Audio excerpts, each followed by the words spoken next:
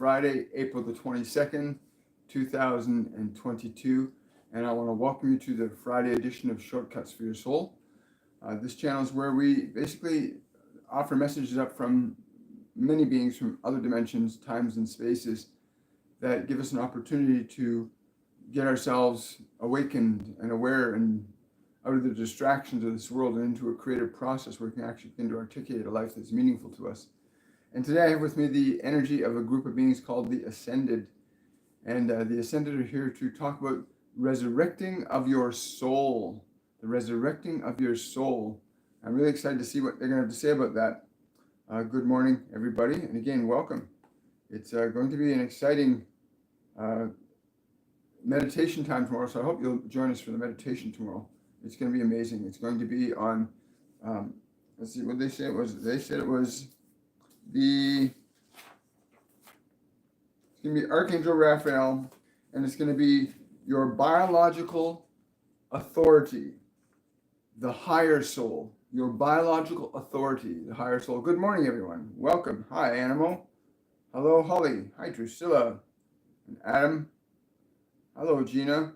And the resurrecting of our soul is a very fascinating subject when you realize that that body that you have and those thoughts you have in your mind aren't you. It takes your life to a whole new dimension. When they came into me, they said, it's really important to note that the moment you entered this physical dimension, you came into quicksand, so to speak, a form of spiritual quicksand. That you came into that beautiful body that you find yourself currently inhabiting. And when you came into it, it was pure and perfect. Then you entered the world of the senses. The world of the senses pulled you down as an awareness. It pulled you out of this beautiful, blissful state of infinite experience of consciousness, where you are connected to all things.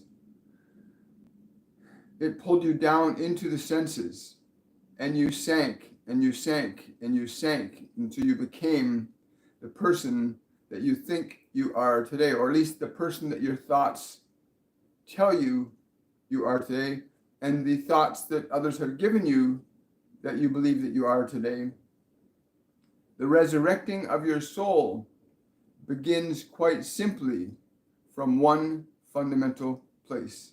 The willingness and the natural ability you have to question the information in your mind, and to question the information that comes to you through the mechanism of your physical senses of sight and sound and touch and smell and taste. You do not need labels to know if something is good or not good. You can experience it, and you can know if a thing is good or not. You can know a thing tastes a certain way or not tastes a certain way by your experience of it. But you have all of these thoughts, all this information, all this knowledge that seems to indicate to you that what you perceive is the way things actually are. And yet you find yourself even now questioning, why is my life the way my life is? Why am I so uncertain? And the reason for that is your soul has become enmeshed in the thoughts and information provided to you by this world. And there are those in this world that provide you very specific information for very specific causes that serve their own needs, rather than assisting you in fully articulating the expression of yourself while in this dimension.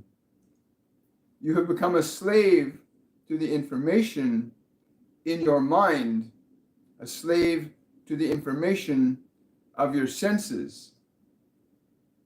And yet, the information that you could have, the information that you could receive, could liberate you from that attachment to your senses, where you feel that what you think is all there is to think, and what you know is all there is to know.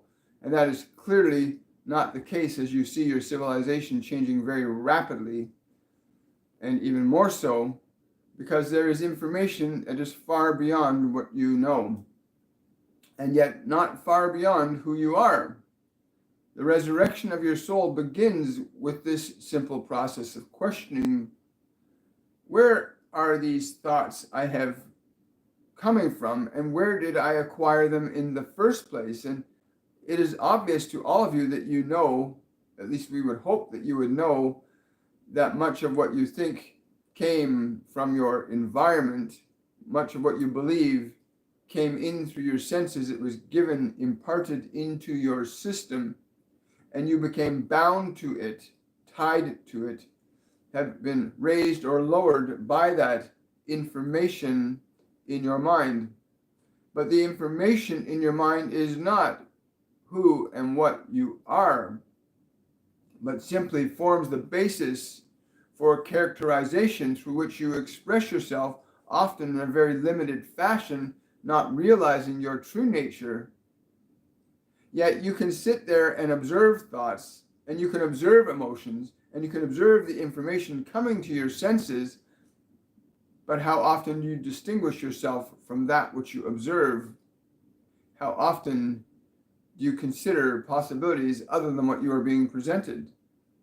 Your conception of sweet and sour and bitter, just that sense alone of sweet and sour and bitter, is jaded by your experience and understanding of each and the other. For that which is bitter can be made sweet, and that which is sweet can be made bitter in relative terms. If we gave you a lemon and gave you something more bitter, well, that lemon would appear to your sense of taste as sweet. So the comparative information in your mind can lead to changes in your experience of perception. But it is only from the perspective of your awareness that you can begin to differentiate what your experience is, independent of the information in your mind. Until you begin the process of decluttering your mechanism of information, learning to identify its validity and its truth, not because of what you are being given by the environment, but what you can understand and comprehend from your own experience. To accept an idea without question,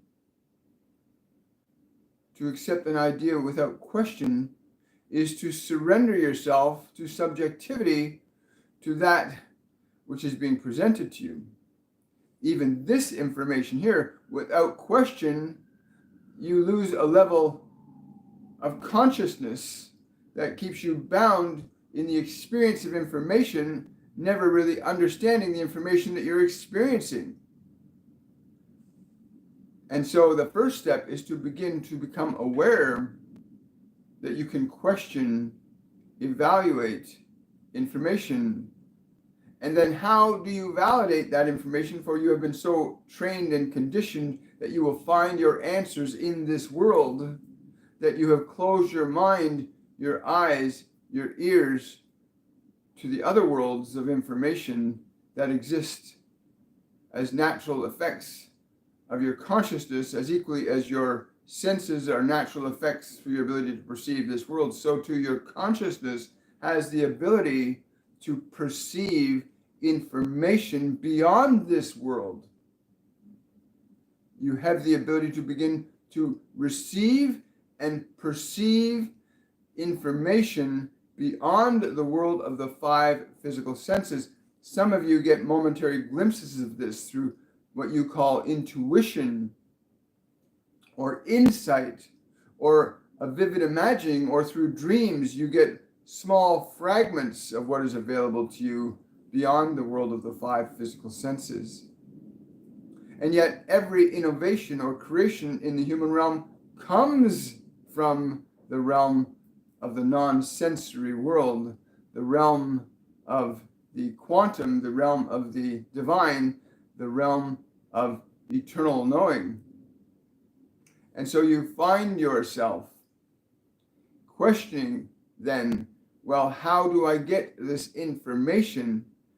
And we would say to you, the first thing is to resist the impulse to try and rely exclusively on the world of your senses to answer your questions.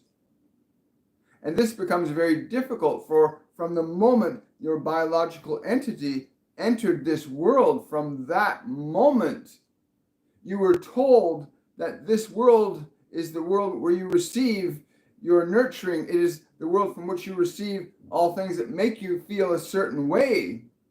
You have been led to believe that this is the only world that allows you to know, to perceive, and to experience. And so it becomes very difficult then for you to turn your attention away from it and consider your inner ear, listening inwardly, intently, asking a question. And the tendency when you ask a question is to look in this world for the answer. You've been trained this way. And yet, if you can but quiet your mind, your eyes, your ears, still the body, quiet your mind, and ask your questions and listen very carefully, very intently, anticipating an answer. Anticipating an answer. It will come. It will come. But again, so many of you are so reflexive in your pursuit of information that you always default to the five sensory world exclusively, and you wonder why you keep finding no solutions to many of your problems or answers to your questions, not because they do not exist, for you can see all around you that solutions have existed for others. There are those that are wealthy when you may be poor, and so you know there's a way to be wealthy, but you do not have a framework in your own consciousness for identifying what that process is.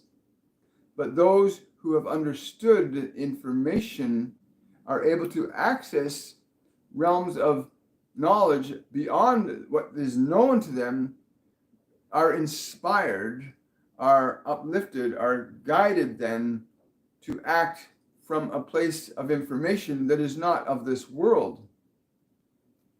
The obvious question is, your awareness exists. You are aware. You are consciousness. How then are you able to exist? You think that when your body goes to sleep at night and you think you are unconscious? No, it is not you that is unconscious.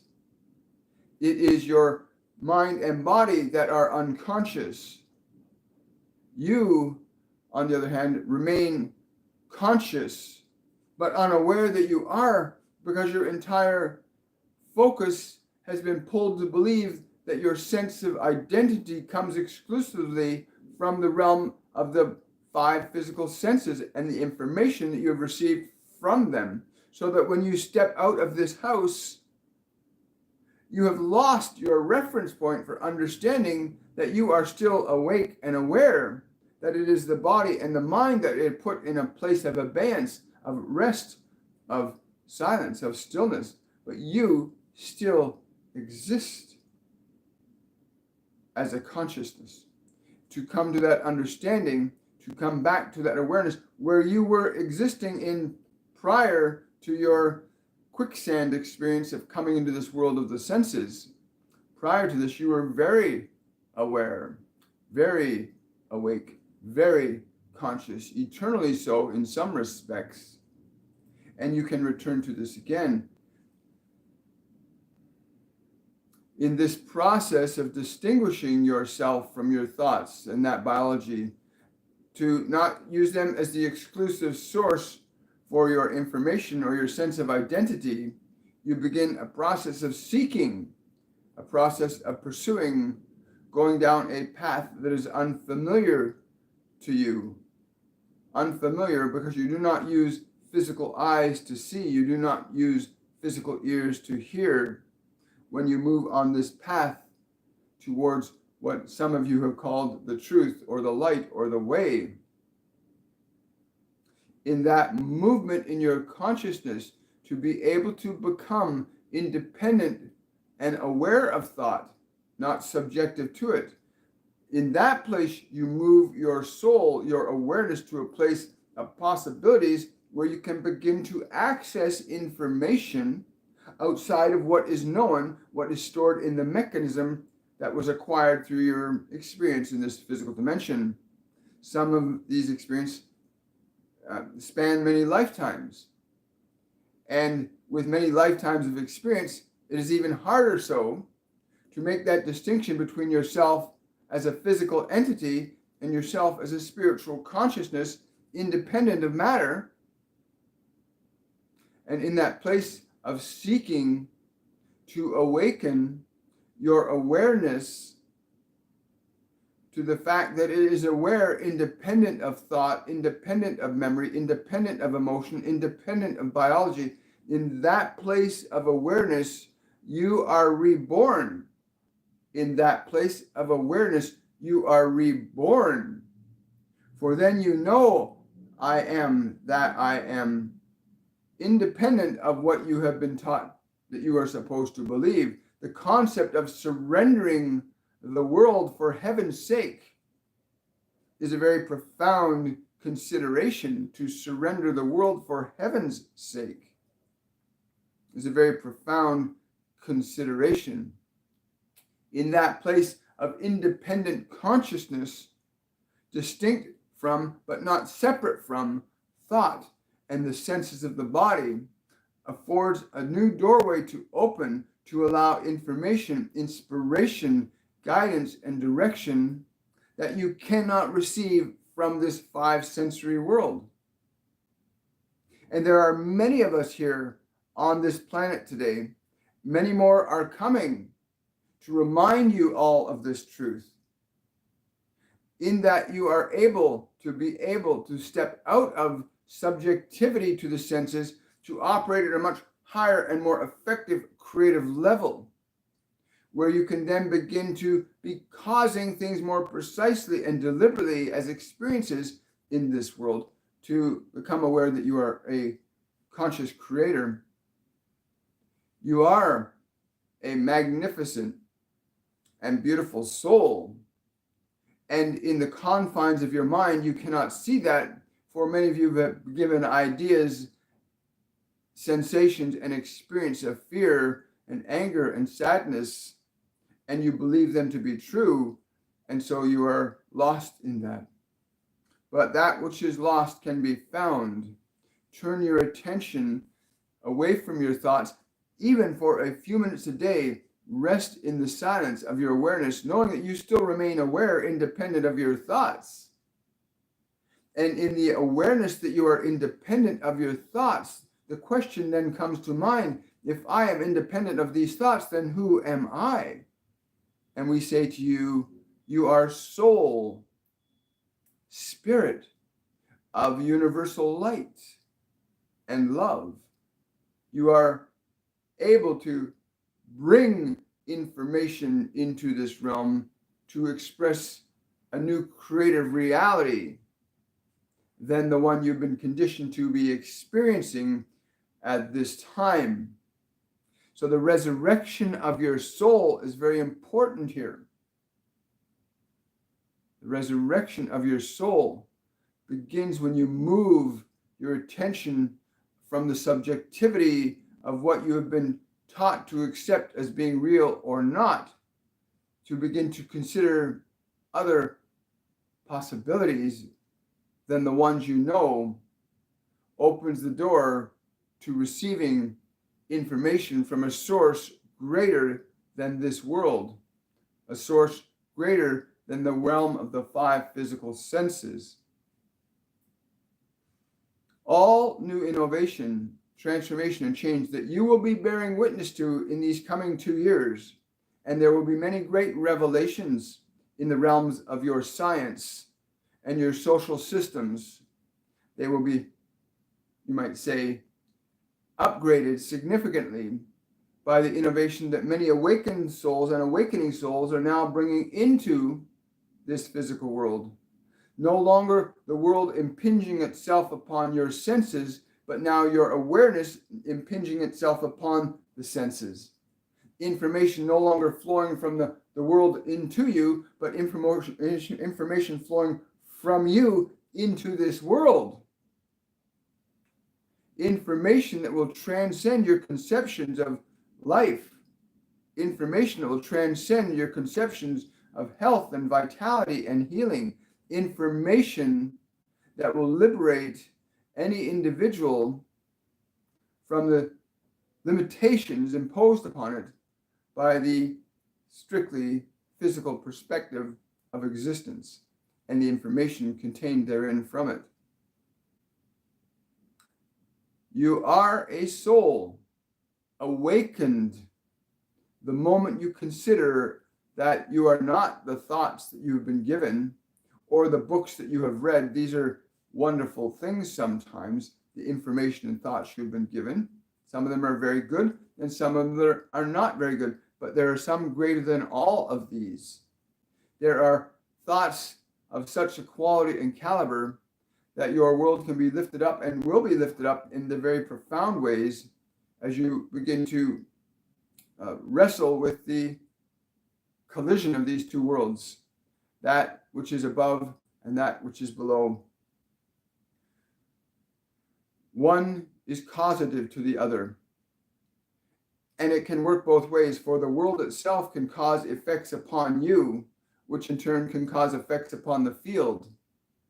And the field, if you are aware of that, you can use that to cause effects upon this world. And as we've already said, the innovations that you've seen in your technologies, the innovations you've seen in this world are all effects of where one of the invisible realms comes into the visible realm. You will find your freedom, and the timing becomes very important now, for you are faced with the effects of many, many thousands of years of accumulated knowledge that has bogged your collective unconsciousness to such a state that many of you are existing in a lower vibrational frequency that you call fear, that has its own effects upon your behavior, and it has its own effects upon the environment. And it likewise has an effect upon the interaction between all things physical, whether you call them planets or stars or moons. Your energy is causative to this world. And you still have time to ameliorate, to mitigate, to even prevent, if you can shift the energy collectively of your species from what it has been made into to what it naturally is, from the perspective of your resurrection of your consciousness as an awakened entity or soul.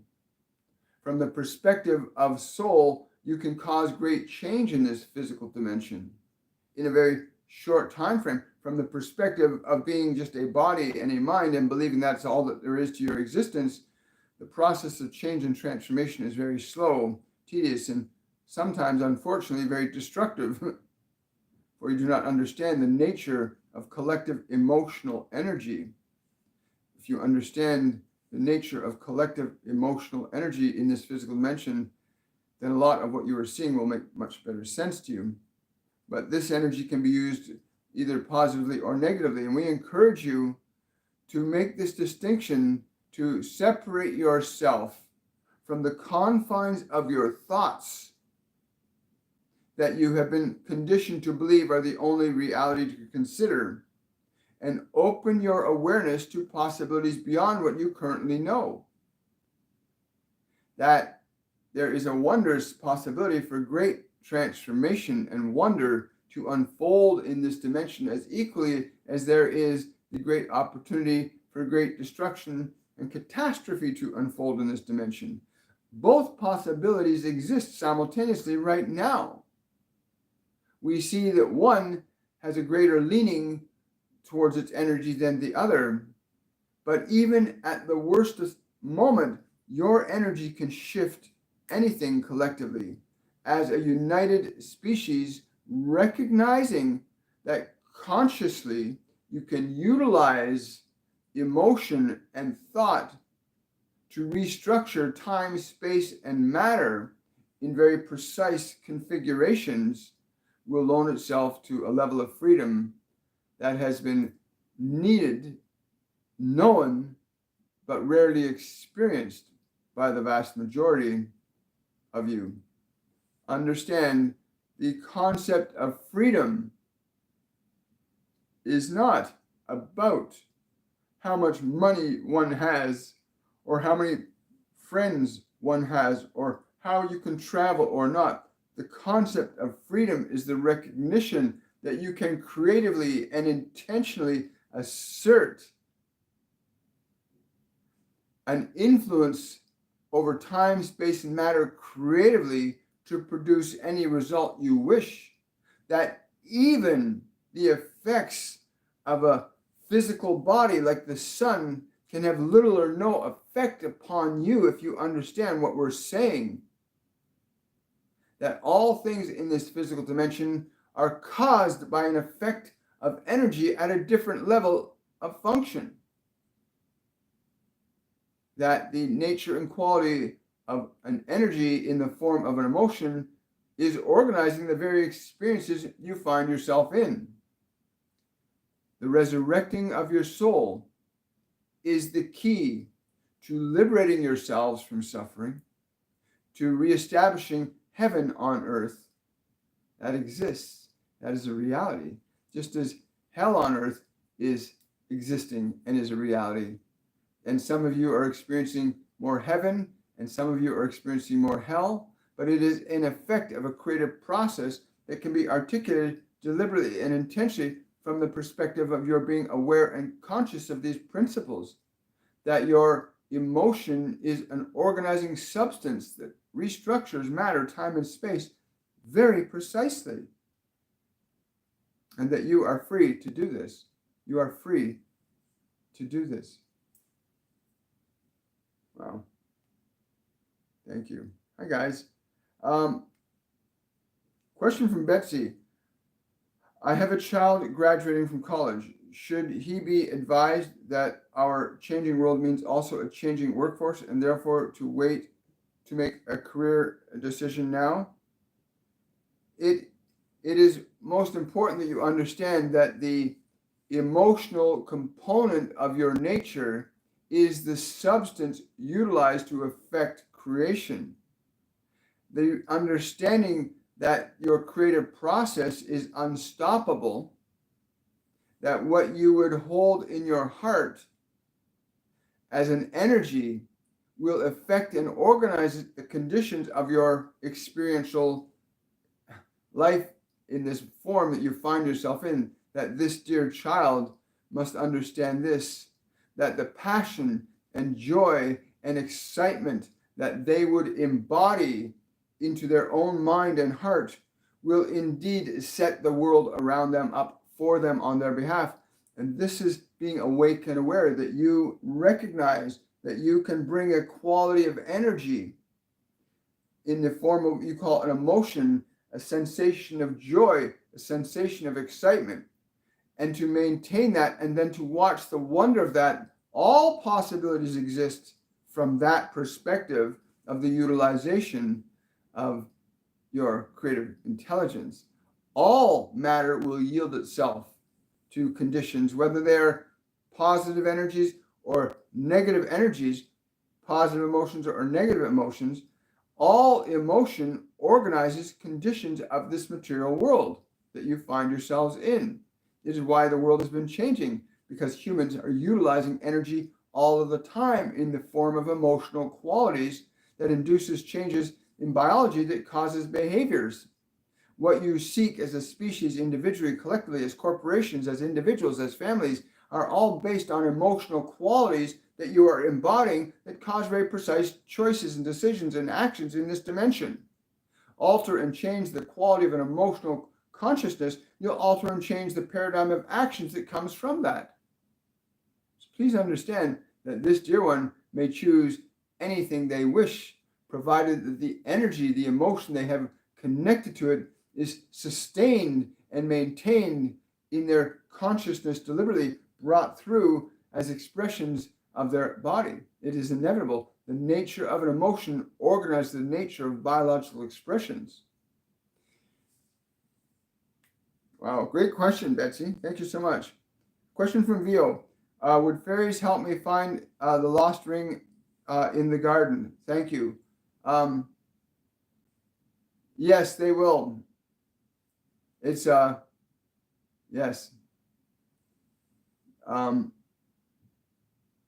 They're saying right now it's important to go and sit in the middle of the yard. Sit in the middle of the yard where the garden is. Sit there, and rather than trying to find it, they're saying feel the sensation. It will be on your body. You will feel a sensation on your body that will be like a compass, for you already have a psychic connection, an energetic connection to this thing that you are so excited about. Become conscious of that connection. Do not look into the world, but become aware of what you feel within you. This is like a compass. You will be drawn to precisely where that is in that corner of the garden. You'll be drawn there very precisely, but allow yourself to feel the connection you have to it rather than trying to find it out there. Connect to your connection. The connection will lead you to that which you seek. Oh, that's a great question. Fun. Let us know how that goes, Vio. Question from Sunny. I have been feeling something in my belly that doesn't feel good. I feel something bad might be happening. What could this be, and what do I need to do? This is your guardian angel coming in. They're saying it's very important that you do not misunderstand the creative force that has become available to you.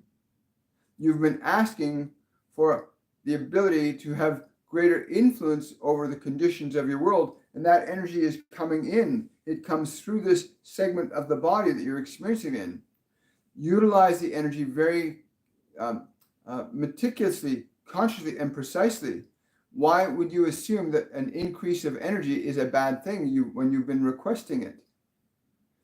We would suggest to you that this energy is a very good thing, that something very incredible and wonderful is about to unfold in your life, but you are free to articulate your energy as you will. That is the beautiful thing about having this individual expression, is each of you gets to articulate your energy into the experience that you are having right now. The experience you are having right now is the articulation of your emotional energy. And when you change the way you articulate that emotional energy or your perception of it, you will alter the flow of that energy, and what will happen? So the choice is yours. We see a very wonderful outcome. Thank you. Question from Rose. Who is my guardian angel, and is there a message today? Wow. They're coming in really strong down this way. It's the name I'm getting is Alithar. I don't know the pronunciation, but it's Alithar. And they literally like hanging around the left side of you here. I'm getting just like light. The very it's almost an androgynous energy, but it's very like a if you could see a rainbow that's not like a rainbow, but a dynamic flow of colored light. That's how he's presenting to me. And he's saying to you now, I love to love. You are able to receive, for you have asked. You've called me forth.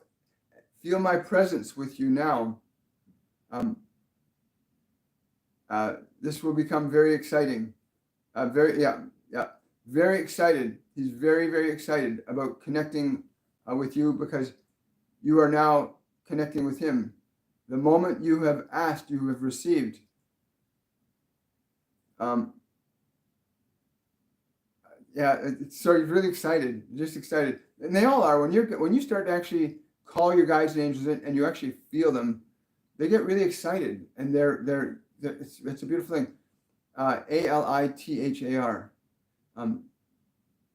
Yes, the name is the attunement of my frequency, and you may speak this name. to bring us together to create. My function is more of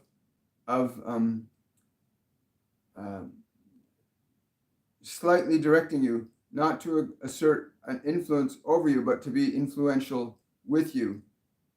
Wow. Thank you so much, Rose. Wow. That's a cool name. I'm not sure of the pronunciation. Yes. Question from Reflection. Does Master Jesus have a message for me regarding my career path? Thank you. Yes. Follow the path that you love most. Follow your love. Follow your love. Well, thank you. Got time for 2 more questions, guys. Question from Moran. My grandmother passed away a week ago. Can I get any message from her? Yeah, her first words is, tell him to be delighted. Be delighted. I am delighted. This is delightful. I am free.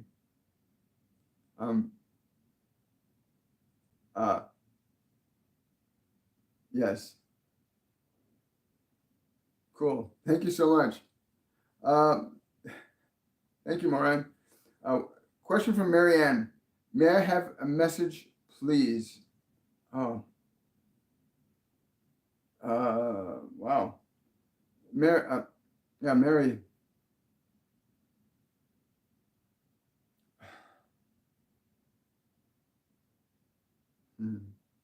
There's a big need for you to be smiling. There is a strong need for you to smile at this time, to remember the power that you assert in your world just by making that body you have to smile. Very few of you understand this, but your power to smile is profound. To stay in this, to stay in the smile, to be present with it. You are asserting your authority. To dispel that challenge, be in this vibration that you can bring into this world. Bring yourself into this world this way and watch what will happen for you. Yes. Wow. Thank you, Mary. I really like that one. That's great. Thank you so much. Okay, guys, tomorrow's meditation, which is Saturday, April 23rd, is going to be with Archangel Raphael, and it's going to be rediscovering your biological authority. So it's going to be like he's told me it's going to be kind of like a discussion with a flowing meditation between the discussion. So when you come, he's saying bring water with you tomorrow. Be prepared for you that are coming for the meditation. So there'll be a slight discussion. He's going to be going through the 5 primary systems of the body that you get to experience a shift or a change in those systems. He's going to be going through the glandular system, the muscular system, the eliminative system, the digestive system, and the circulatory systems. And we're going to walk through each one with him. And you're going to regain a sense of your authority over your body. This is so important because we are not taught that we have authority over every nerve, every organ, every gland in our body. We have authority.